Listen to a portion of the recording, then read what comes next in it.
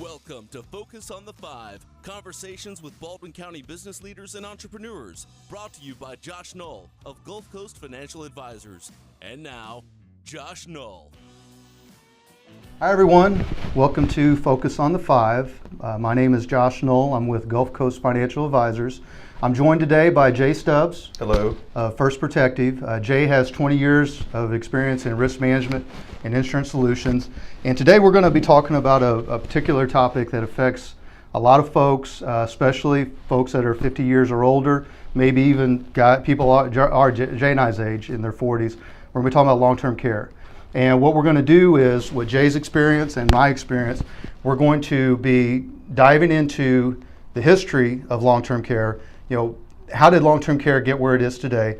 And then where is it today? What are the options that someone has if they're looking for extended health care, event protection, long-term care, things like that? So first, I'd like Jay to introduce himself real quickly and we'll dive from there. Josh, it's good to be with you. It's good to be with everyone. I think this is going to be a quick and informative talk on long-term care and some of the options that somebody needs to consider if they're sitting down with an advisor and thinking through their overall financial plan. All right, so Jay knows me well enough to know that I'm a little bit of a nerd, and I like, we could sit here and we could talk about, well, this long-term care does this long-term care does that. And we will get to that, but I'd really, before we dive into that, Jay, I want to do some investigating on where did long-term care originate? What's the history of it? Because if you're, I don't know about you, but I've just kind of always assumed that long-term care insurance was there. That how we knew it be structured, how it's always been structured. And what you find out is when you do research on it, that couldn't be the more opposite of the fact. The term long-term care really originated during the Great Depression. And what it was a byproduct before the Great Depression time. You know, people, if you had a family member that needed extended care, got older, couldn't do things for themselves, well, the family just took care of themselves. The idea of you paying a stranger to take care of your family members was really unheard of. Well, the Great Depression kind of opened up the light on the fact that doesn't always work. And you had people in pretty dire straits, really getting poor care. In fact, the term poorhouse originated during that era because what those facilities were called poorhouses, and they were sometimes government funded, sometimes not. So you had things happen during the Great Depression. Time went on. In the 60s, you had the invention or the legislation of Social Security. Social Security. Right. Social Security gets, the Great Society kind of comes to fruition. We have Social Security. From Social Security, eventually you spawned Medicaid and Medicare. And what really kind of led to the foundation for what we know now today as privately provided long-term care was inadvertently probably during that legislation. Medicaid provided for some reimbursements, some payments for long-term care and extended health event, but they did not do it at the time for government facilities. Yep. So you've got government funds sitting there that are not intended to be used for government facilities. Well, what's going to happen? The private sector is going to step in. So what you saw was the beginnings of extended facilities, home health care, things of that nature, the birth of it. And this started probably late 60s, early 70s. As time went on, everybody started realizing, well, this stuff's kind of expensive. How are we going to pay for it? And during that time period, at least from the research I've done, is when you started seeing insurance companies come in to provide a solution. That's right. Right. So traditional long-term care, you pay the insurance company a premium. In turn, they would reimburse you so much daily, so much amount of time later down the road if you needed an extended health care event, a long-term care. The origins of that started. And from what, Jay and I have been around long enough to know, we saw the industry, we saw it explode in the 80s, really late 70s through 80s, where you had a robust amount of options for you had multiple carriers. And that really, in my opinion, for what I saw, extended to the early 90s. Then chickens came home to roost. And all the actuary data, the projections were badly off. What they thought would be the costs and the longevity of folks was way off. And what happened is insurance companies started raising rates. Yep. Having claims experience. Yep. Raising rates. some bankruptcies, although that was probably a little bit overblown. What did happen, I think, what really shook the industry was the sale of Genworth to I believe it was a Chinese firm. And during that sale, Genworth, which was a huge provider, maybe the biggest, I'm not sure, one of the big providers of long-term care, had to set aside hundreds of millions of dollars to cover claims because they knew their exposure was that great. So what has happened today is the things of the past, the long-term care that your mom and dad or your grandma and grandpa had access to has changed dramatically. And what Jay and I are going to do now that you've been brought up to speed is we want to dive into what are the options and how do they work and how do they contrast to maybe some of the options you've seen in the past, especially things, in my opinion, Jay, last 5 years things have gone incredibly dynamic in the insurance world with the options they have. So as we dive into that, I think the first thing we want to do though is we want to lay the groundwork, and this is where I'll finally shut up. We want to lay the groundwork for, what did the statistics say, Jay, for why someone should even be worried about long-term care? Why should they listen to what you're about to say about what is the risk of me needing a long-term care event? Sure. Well, Josh, think about some of the things that you care for the most. Some of the most valuable possessions you have might be your home, might be your car, might be collectibles or jewelry. And we take great care to get insurance to protect those items. Sure. Because we don't want anything drastic to happen to them, and it would be a financially devastating blow to our household and to our family. So when I talk with people about long-term care and the protection against that risk, there's three areas really that come up. The whole likelihood of the care, Okay. the expense on an annual basis, how much is this care going to cost me? And there are different types of care that are out there. And then of course the time, how long am I or my family or my husband, my wife, my whomever, how long am I going to be in a care facility, whether that's at home or in an assisted living or in a nursing home. So the U.S. Department of Health and Human Resources tells us that 1 out of 1.5 people over age 65 are going to need long-term care. Hold on a second. 1 out of 1.5. So literally, if I've got 1 out of 1.5. So let's just go ahead and round it up to 2. Okay, 1 out of 2. So my wife and I. One of us, right? Probably me. But yeah, when I leave the house during the morning, and I've got a wife and I've got kids, I don't really worry about an extended healthcare event. I worry about getting in a car wreck. Yeah. What would be like? What's my chance of getting in a car wreck? All right. So the National Highway Safety Patrol, they tell us that 1 out of 335. Correction. The National Highway Safety Patrol tells us that 1 out of 52 people with a car are going to have an accident. 1 out of 52. So I've got 1 in 52 chance of getting in a car wreck at any given time. Right. Over the course of my life, and over the course of my life, I got a 1 in 2 chance of needing extended health care. That's what the statistics tell us. Yes. All right. So I think that most people they have an understanding. Our population, our society is getting older. You and I have had this conversation. You get in your mid-30s, and those things that you thought were decades away now become a little bit more real. Right. But I don't know if most people realize. I mean, it's not like it's a certainty, but it's pretty daggone likely. So if we have that, we know that. Generally speaking, if you drive a car long enough, you're going to have a fender bender, you're getting a car wreck, wherever it may be. Get a lot of speeding tickets like my wife does.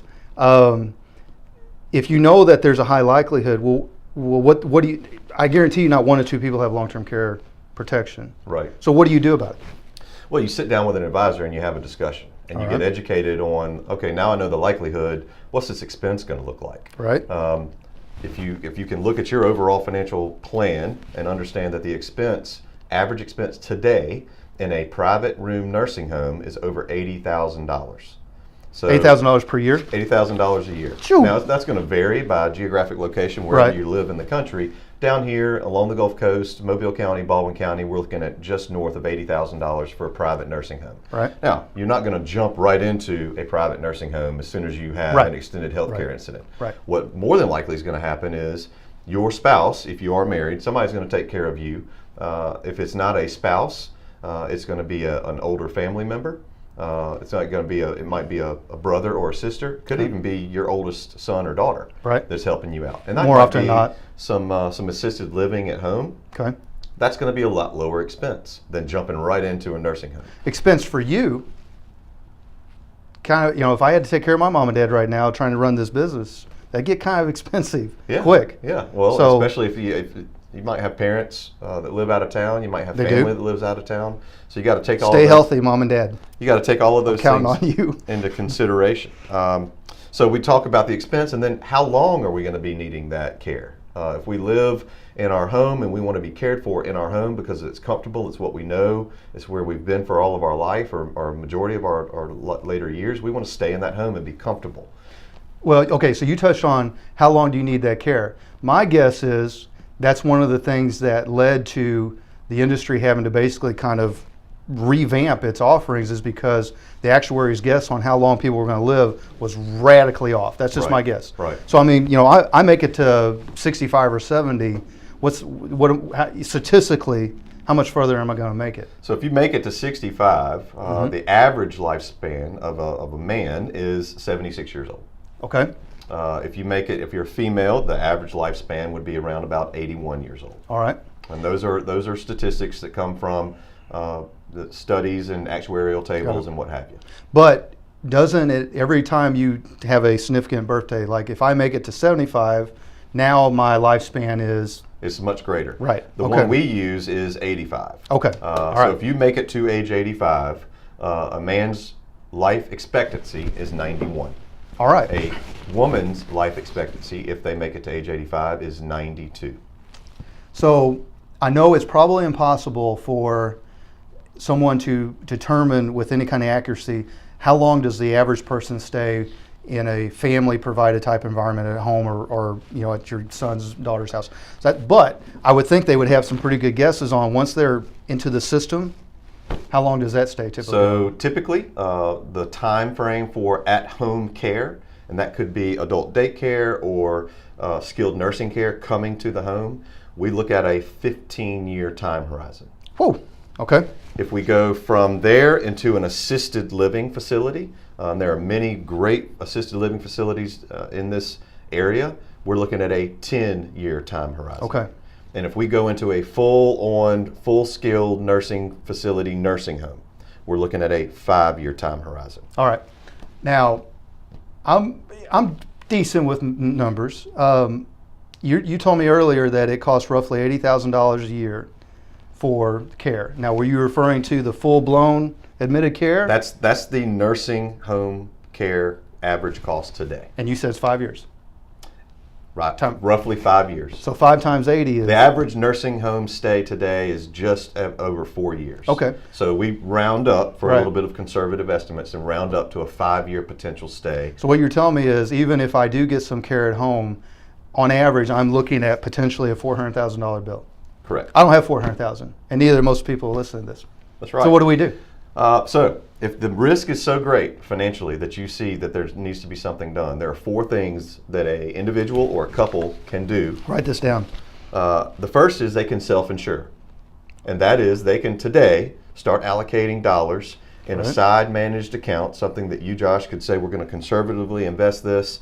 We're going to put it into a product that's going to have some sort of growth, but it's not going to be at risk. And we can set that money aside and let it grow, and that's the bucket we'll use should we need care at home or in a facility. All right. That would be optimal, I would think. Yeah. Yeah. Sounds great. It sounds so easy when you say it. How much money do you have to set aside, though, in order to start off with a $400,000 bucket of money? Oh, good Lord. Yeah. Okay. All right.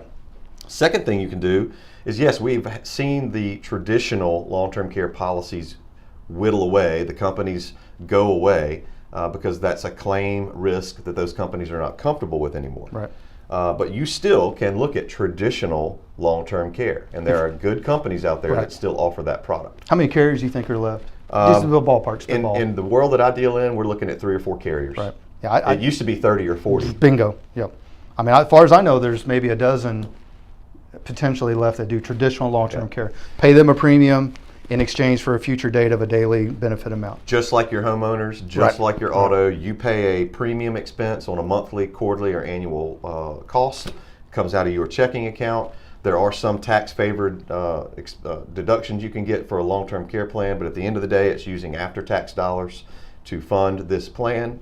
Should you need care, if you cannot qualify for 2 of 6 activities of daily living, or you get cognitive impairment, you turn the plan on, you file the claim, and your benefits start to trickle in. All right. So that's Just like if number you had two. a car wreck, you call your agent and say, I've had a car wreck, I've paid these premiums. Mm-hmm. They then send you the money to replace or fix the car. Same thing with homeowners coverage. You pay a premium. Something is drastic or minors happen at your home, you let your agent know, they file the claim, and you're then reimbursed for any expenses.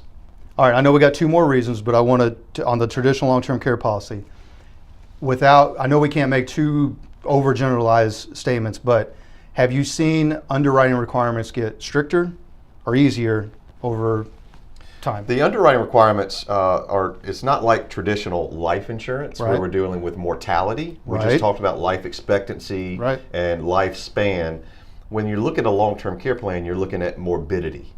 You're looking at the body and the mind and what situations do you have going on medically that are going to either prevent or rate you if you should apply for that type of policy from getting that. So we've seen the life insurance industry look at mortality rates, Right. but the long-term care industry is looking at morbidity, and gone are the days of having the heart attack on Right. the night on the 18th green Right. after the good round Right. of golf, and Right. and you're meeting your maker. Right. They're going to resuscitate you. They're going to get you back on your feet, and you're going to be back out there working or enjoying your retirement years. But you have had a significant life event, and that could lead to something else down the road. So, from an underwriting perspective, long-term care companies are going to look at your overall health and your morbidity, and how you're going to sustain a traumatic or cognitive, like Alzheimer's Right. event. Right. How long will you need to pay for your health care given that situation? Well, is it fair to say, like on a specific example, someone that has had a significant back injury, in a life insurance case, that's not necessarily Who cares? a mortality thing. No.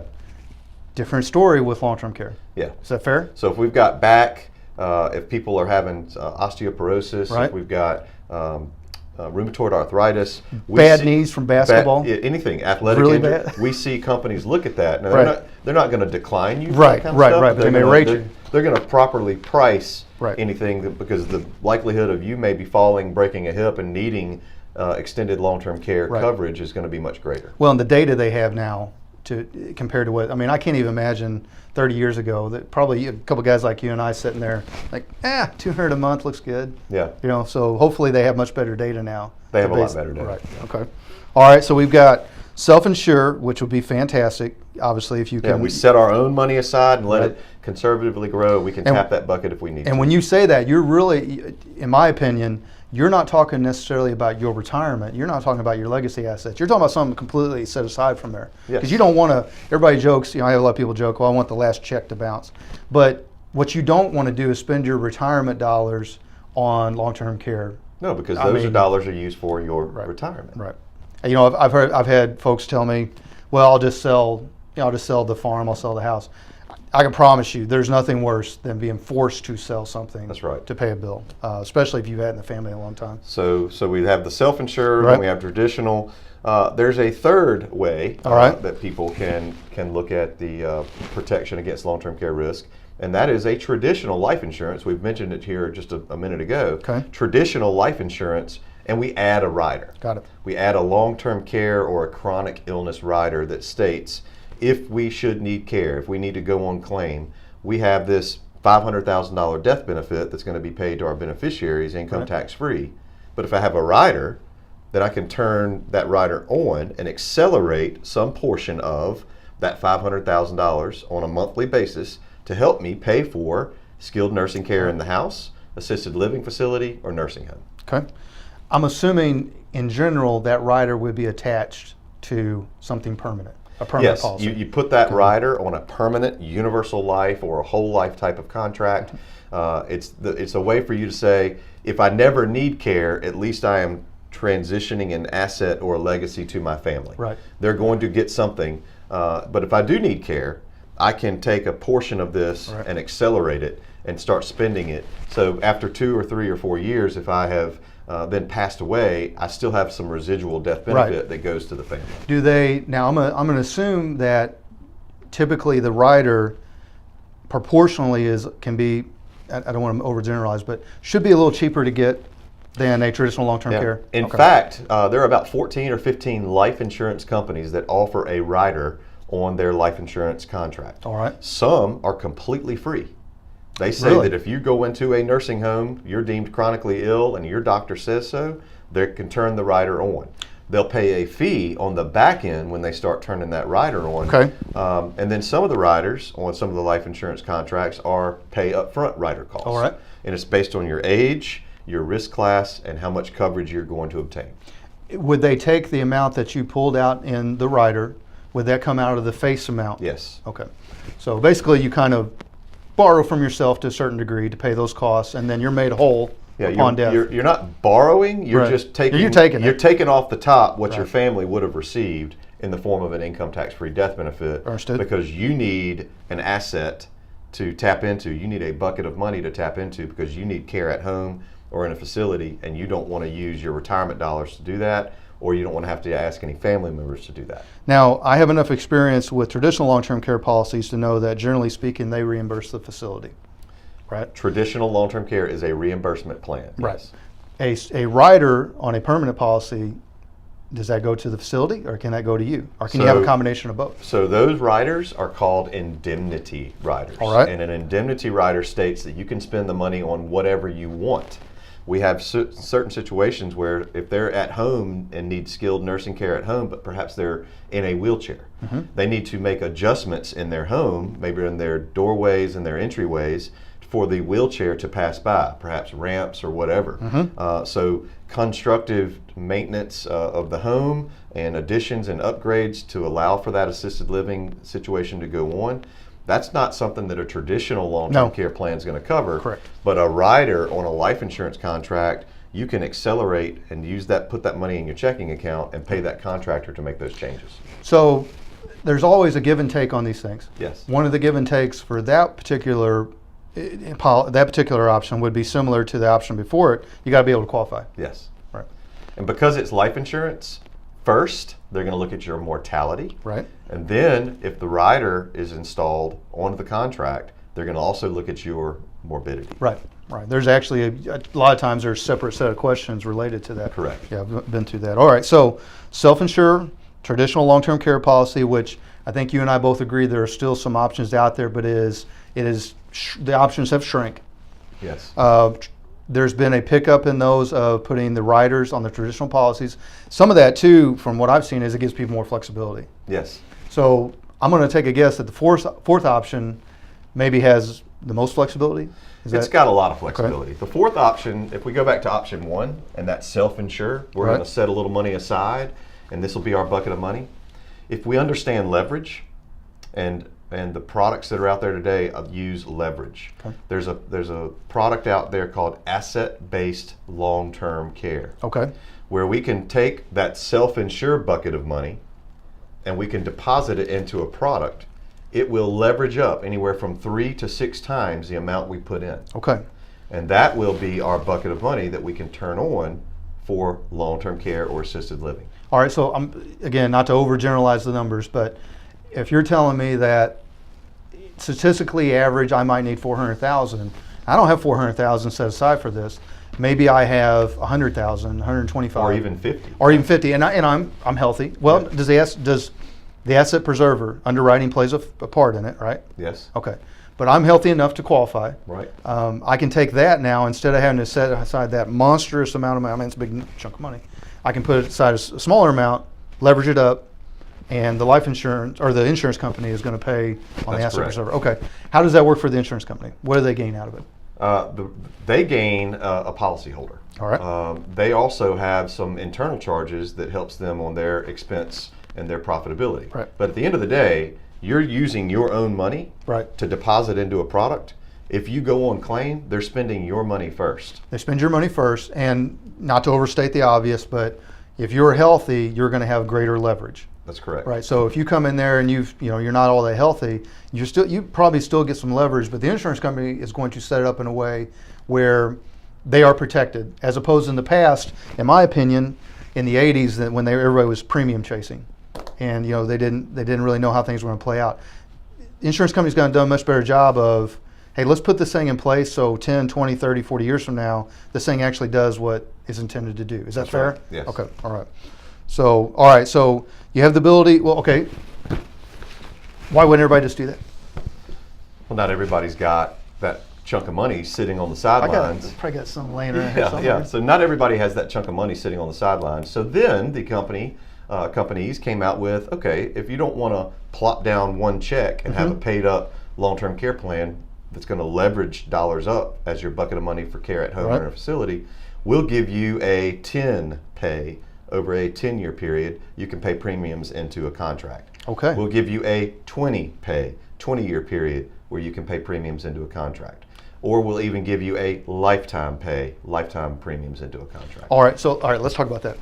So if I'm option number one and I'm self-saving and I'm putting in what would have to be a significant amount of money to get to cover the cost, or I'm in a traditional long-term care policy, which you know people always say, well, it's a cost. I'm like, well, it depends on what you're getting, right? That's true. But let's just say you're just paying the premium in, and let's say you're the one of the two that doesn't need it. Yes. What happens to the traditional long-term care premiums? What happens if you don't need it? Those are premium dollars that you can no longer get back, just like your homeowners or your car insurance. Okay. All right. The whole life, or pardon me, the permanent policy with the CCR rider, I'm paying a premium, pay. I understand enough about permanent insurance, obviously, that I know that there's some cash benefit there. Yep. So if I end up not needing that rider, whether it was paid before or paid at time of use, I've still got cash value sitting there. You could potentially have some cash value Potentially, right. that you could tap into, but more importantly, you have a big bucket of income tax-free death benefit that's going to go to your beneficiaries. You need to look at that as its first job. Is that fair? Yes. Okay. It's All right. If somebody still is in a great need for life insurance coverage, whether it's debts outstanding, mortgages, business loans, whatever, then insurance is a component they still need in their overall financial plan. They can get that insurance and add the rider. If they want to leave a legacy to their children or grandchildren, and insurance, as we all know, pennies on the dollar, that's how we create legacies with inexpensive premiums. Adding the rider to that contract can also give us that benefit. So here's where I'm going with this. I give XYZ insurance company $100,000. I leverage it up based on my health. Now, let's say I've got 4 times leverage. Correct. 10 years down the road, I decide, you know what? I'm good. You've made enough money that you can self-insure. That's it. Got it. Yeah. What do I do? So you can cash it in. You've put aside this $100,000. Okay. You've leveraged it up. You've protected yourself for that 10 or 15-year period. You determine that you no longer need it. Okay. The likelihood of that happening, though, as you get older, is probably much greater. Right. But if you said, no, I've made enough money, I've done well, I don't need this risk management plan as a part of my overall financial plan, right, then you can cancel the contract and you can receive, at a bare minimum, the exact dollar amount you put into the contract. Okay. That's very. That can happen in the first couple of years too. Well, let me ask that. Let me flip on the other side of that equation. I buy the contract. I put the money in the contract. I'm going along with my life. I get in a car wreck and I'm dead. Death benefit. All right. It still comes the asset preserver has a death benefit. It's still the asset-based long-term care still has a death benefit. It is built on a second-to-die life chassis, one product, and then there's another product that's built on a single life. All right. But should death occur, there's an income tax-free death benefit paid to the beneficiaries. It's not as big as that traditional life policy with a rider. Understood. It's a smaller amount. So if you're looking for big life insurance dollars or benefits, don't come looking at the asset-based solution. Right. But if you are looking at an asset-based long-term care solution and your fear is you're never going to turn it on for that benefit, right, you're one of the two people not needing long-term care, it's still going to pay your family, your beneficiaries, an income tax-free death. Okay. All right. So Jay, we addressed the 4 current options that are available for somebody that's trying to handle their potential extended health care costs in long-term care. They were self-insure, which would be great if we all could do that. It'd be wonderful. Sounds easy when I say it out loud. The reality of it is that's a fairly small percentage that are able to do that. Right. Traditional long-term care policy, permanent life insurance with a rider on there. That's a growing part of the industry you and I have seen. And then we had the asset-based long-term care. Take the money, a chunk of money, or potentially over a period, like if you're still working and you set it up for a 10 pay, you pay in little chunks, you get leveraged up. You can use that money to pay for long-term care events, extended care events, or if you pass, or if you decide that you don't want it anymore, it's got, I don't want to say liquidity, you got to be careful with that word, but you've got the ability to get the premium amount back. That's should right. be worst case scenario. Right. All right. So what we have found in our practice now, going on 9 years doing these things, is a lot of times people don't understand. We've expressed the need. We've discussed why do people need long-term care statistically, and from a cost standpoint. But now they've got, Dad is in his 80s, and he broke his hip, and he's got this ancient long-term care policy, and they don't know if they can use it or not. And they can often get confused, even though it's a fairly measurable thing. It can sometimes you can dance into the gray area. So what are the 6 things? And then let's talk on that. What are the 6 things for triggering a long-term care claim? So think about your routine and your daily routine. You get up, your ability to get up and get out of bed. All right. That's number 1. I struggle with that sometimes. Bathing. All right. Getting in the shower. Getting in the tub, getting clean. That's number 2. Okay. Getting dressed. Getting yourself dressed. The ability to put on the pants, put on the shirt, put on the jacket, socks and shoes, and get moving. All right. Eating. Okay. The ability to get yourself fed, feed yourself. Right. And 2 things that come with that, that are the final 2. Of course, when we have eating, we then have toileting. Right. And our ability to go out into the world, out in our daily life, and the ability to control and have continence. Control you. Okay. All right. Okay? And so those are our 6 activities of daily living. If a primary care physician says that you cannot perform 2 of 6 activities of daily living, you're deemed to need long-term care or be in a long-term care situation. All right. And when you're younger, I don't know if you pay attention to these things that much. You just assume everybody can dress themselves. That's right. You assume everybody can eat. You get older. I saw it with my grandpa, and he got to the point where he could not. He was not going to be able to get out of bed by himself. He surely was not going to be able to get dressed. He could feed himself still, but getting up, all those things, it was out the window. Well, I'm 41 years old, and Right. last summer I helped my father-in-law move a very heavy piece of furniture, and lifting it the wrong way created the back strain. Right. Any one of us knows you got a bad back muscle pull, and you're laying in bed and you go to sleep, and the next morning you're trying to get up. Right. It's not only is it difficult to get up, it's difficult to bend over and put on your shoes and your clothes. Right. It's difficult to sit down on anything. You really got to think through, if somebody is in a permanent state of like that, Right. then that's long-term care. And generally speaking, older, so not as much strength and things like that. And here's what I've seen happen is, one, you and I will be that age sometime, and we're proud. We're proud people. I'm going to be basically on my hands and knees before I start hollering for help, right? That's right. And then what ends up happening is family members try, at least if you've got the ability. Not everybody has extended family.